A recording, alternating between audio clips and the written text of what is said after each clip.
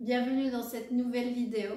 Aujourd'hui, je vais te parler des 5 erreurs les plus courantes qui entretiennent tes envies de sucre au quotidien. Tu vas voir, certaines, elles vont te surprendre car on les fait sans s'en rendre compte. Et l'objectif, c'est que tu identifies celles que tu fais pour pouvoir les corriger. Et avec juste quelques petits changements, tes envies de sucre, elles vont diminuer naturellement. Alors si parfois tu te sens prisonnière de ces envies sucrées, de tes envies sucrées, tu es au bon endroit. Prends un carnet, note les 5 erreurs et surtout regarde bien jusqu'à la fin parce que j'ai un petit cadeau pour toi.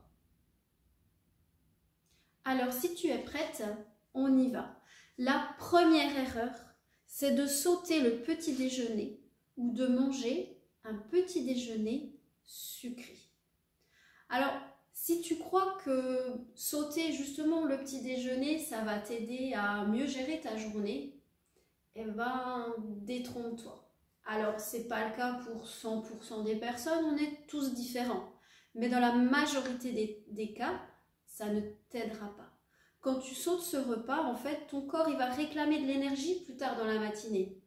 Et du coup, le résultat, c'est que ton envie sucre, il est assuré en général vers 10-11 heures. Ton cerveau, il a besoin de carburant. Et le sucre, en fait, c'est la source d'énergie la plus rapide qu'il connaît. Mais ça ne veut pas dire que c'est bon pour lui. Et si tu prends un petit déjeuner sucré, style pain blanc, céréales, confiture, jus d'orange, ça vaut pas mieux. Parce que ta glycémie, elle monte en flèche, mais elle redescend aussi vite. Et là, tu ressens une grosse fringale de sucre dans la matinée. Alors, la solution, c'est tout simplement de te faire des petits déjeuners riches en protéines. Œufs, yaourt nature, noix, la liste est longue. Donc en protéines et en fibres. Dans les fibres, on a le pain complet, les fruits entiers, etc. Et ça, en fait, ça va stabiliser ta glycémie et finir les envies de sucre à 10 heures.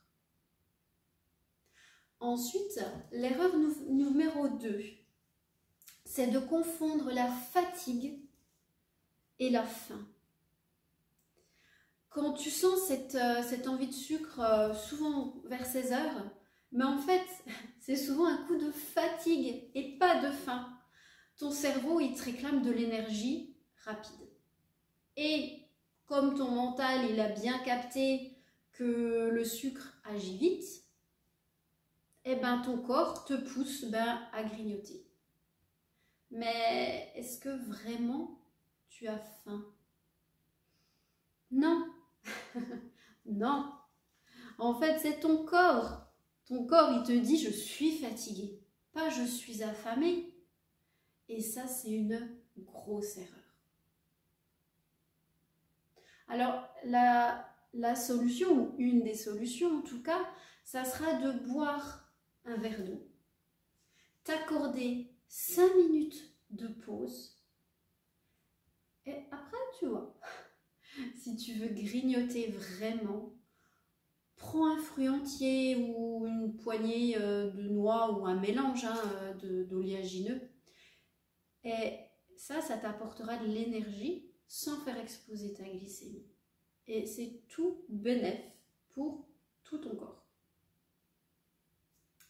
L'erreur numéro 3, c'est de vouloir arrêter le sucre d'un coup.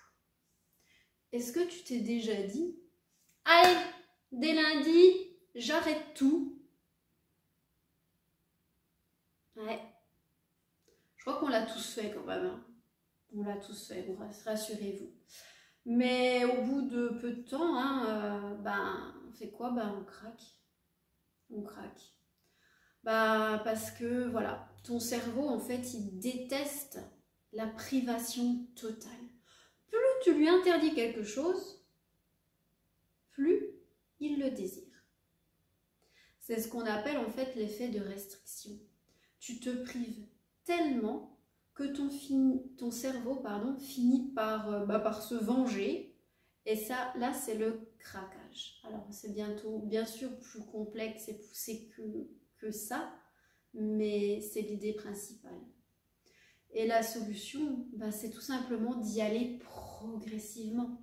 Diminue les quantités de sucre jour après jour.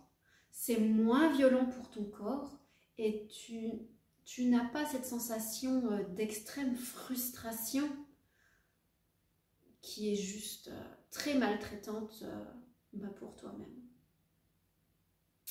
Alors l'erreur numéro 4, c'est de croire que les encas qui sont nommés comme sains dans le commerce sont sans danger.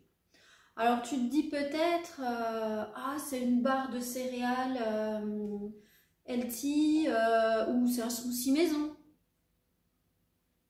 Pas de souci, on peut y aller. Mais non. Non. Par exemple, les barres de céréales, elles contiennent souvent du sirop d'agave ou du miel. C'est naturel, mais c'est du sucre quand même. Et ton corps aura la même réaction. Donc, résultat, tu en manges plus parce que tu crois que c'est sain. Mais comme je viens de te l'expliquer, ton corps, lui, il ne fait pas la différence. Sa glycémie monte et redescend de la même façon que si tu avais mangé du sucre raffiné classique. Alors la solution, ça va être de préférer du coup des encas riches en fibres et en protéines, comme des fruits frais ou une poignée d'amandes. Attention, hein, des fruits frais, pas de jus. Ou voilà, donc poignée d'amandes ou d'autres oléagineux, hein, des noix de cajou, voilà. Ensuite, l'erreur numéro 5, c'est de ne pas gérer ses émotions. Alors, on l'a tous vécu. Tu as un coup de stress ou une journée difficile et tu te retrouves devant le paquet de gâteaux. Pourquoi tu te retrouves devant ce paquet de gâteaux? Parce que en fait, le sucre est lié aux émotions. Ton mental a lié le sucre aux émotions. Quand tu cherches du réconfort, tu vas instinctivement vers ce qui t'apaise en fait vite. Et souvent, c'est le sucre. Sauf que ton mental, lui, ce qu'il veut, c'est une solution rapide et pas forcément une solution bonne pour ta santé. Alors la solution dans ces cas-là, ça va être d'identifier l'émotion déjà avant d'agir. Pose-toi aussi la question, est-ce que j'ai vraiment faim? Et si ce n'est pas le cas, essaie la technique de la respiration 4-7-8 ou pourquoi pas une pression de réflexologie faciale. Tu peux par exemple te masser le lobe de l'oreille, donc au centre de ton lobe pendant 10 secondes et tu alternes comme ça pendant plusieurs minutes ou jusqu'à ce que ton envie s'apaise. Donc voilà, tu connais maintenant les 5 erreurs en tout cas principales qui entretiennent tes envies de sucre au quotidien. Est-ce que tu as pu identifier certaines qui te parlent? Alors j'aimerais que tu me le mettes en commentaire pour avoir ton retour, parce que je serais quand même curieuse de savoir. Donc, petit récap sur les 5 erreurs. Donc la première, sauter le petit déjeuner ou déjeuner sucré. 2. Confondre fatigue et faim. 3. Vouloir tout arrêter d'un coup. 4. Croire que les encas dits sains sont bons pour nous. C'est du marketing et c'est pas forcément la réalité. Et 5, et ben, du coup, ne pas gérer ou ne pas savoir gérer ses émotions. Ne pas savoir les reconnaître, ne pas savoir les gérer. Si tu veux aller un petit peu plus loin, je t'offre mon e-book. Tu trouveras le lien dans la description. Il contient des recettes à IG bas et des astuces anti-fringales. Donc, n'hésite pas à le télécharger. C'est cadeau, il est pour toi. Et j'espère qu'il te sera utile. Si tu as aimé la vidéo, je t'invite à laisser un like, à t'abonner si tu es sur Facebook, sur YouTube, pardon. Et pourquoi pas partager cette vidéo à une amie qui se bat aussi contre ses envies de sucre. Je te dis à très bientôt.